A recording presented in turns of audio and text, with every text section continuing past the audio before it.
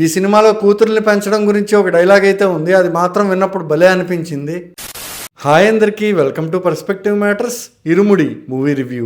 Views అయితే బాగానే వస్తున్నాయి కానీ సబ్స్క్రైబర్లు పెరగట్లేదు. కొంచెం ఛానల్ని సబ్స్క్రైబ్ చేసి పెట్టుకోండి. అలాగే వీడియోని చివరి వరకు చూసి నచ్చితే ఖచ్చితంగా లైక్ చేయండి. ఈ మధ్య కాలంలో ఏ రవితేజ సినిమాకి లేనంత ప్రీ రిలీజ్ బజ్ అయితే ఈ ఇరుముడి సినిమాకు ఉంది.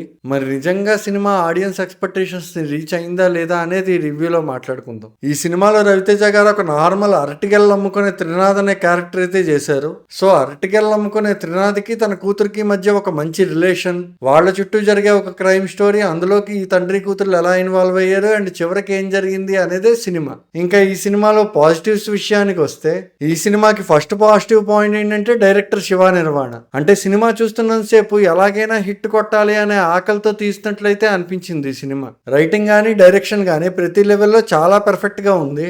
బ్యాక్గ్రౌండ్ లో ఉండే ఆర్టిస్టులు ఏం చేయకపోయినా సరే కొన్ని సీన్లు నడిచిపోతా ఉంటాయి. అలాంటి సీన్స్ లో బ్యాక్గ్రౌండ్ ఆర్టిస్టులు కూడా ప్రాపర్ గా యాక్ట్ చేసేలా కేర్ తీసుకున్నారు. సినిమా మొత్తంలో ఒకరితో ఇద్దరితో పెర్ఫార్మెన్స్ బాగుంది అంటే ఆ స్పెసిఫిక్ యాక్టర్స్ పెర్ఫార్మెన్స్ గురించి మాట్లాడతాం. కానీ సినిమాలో ప్రతి ఆర్టిస్టు ప్రాపర్ గా తన క్యారెక్టర్కి ఎంతవరకు కావాలో అంతవరకు పెర్ఫార్మ్ చేశారంటే దాని అర్థం ప్రతి ఆర్టిస్ట్ ని డైరెక్టర్ అనేవాడు ప్రాపర్ గా డైరెక్ట్ చేశాడని.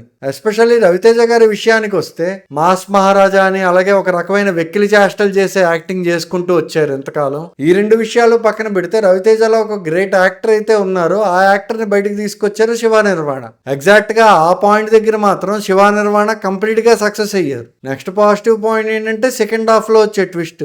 లిటరల్లీ థియేటర్ మొత్తం షాక్ అయ్యింది ఆ ట్విస్ట్ కి మాత్రం. సెకండ్ హాఫ్ లో వచ్చే ఆ ట్విస్ట్ తర్వాత హీరోయిన్ ఎమోషనల్ యాక్టింగ్, అలాగే క్లైమాక్స్ లో ఒక 10 minutes ఈ పోర్షన్స్ అన్ని ఏంటంటే లిటరల్లీ మన గుండె పిండేసిన రేంజ్ లో అయితే ఉంటాయి. జనరల్ గా ఎమోషన్ సీన్స్ కూడా పెద్దగా రియాక్ట్ అవ్వను, నాకే చాలా చోట్ల కళ్ళమట్టి నీళ్ళు వచ్చి. ఇంకా ఈ సినిమాకి నెక్స్ట్ పాజిటివ్ పాయింట్ ఏంటంటే cinematography and music. Shiva Nirvana గారు బిల్డ్ చేసిన వరల్డ్ ఏదైతే ఉందో ఆ వరల్డ్ మన కళ్ళకి న్యాచురల్ గా అందంగా కనిపించడానికి విష్ణు శర్మ గారి సినిమాటోగ్రఫీ చాలా హెల్ప్ అయింది. ఇంకా జీవి ప్రకాష్ గారి మ్యూజిక్ గురించి మాట్లాడుకోవాలంటే ఫాదర్ అండ్ డాటర్ బాండింగ్ కి ఒక థీమ్ మ్యూజిక్ అయితే ఇచ్చారు ఈ సినిమాలో. సినిమా టైటిల్ పడినప్పుడు వస్తుంది ఆ మ్యూజిక్.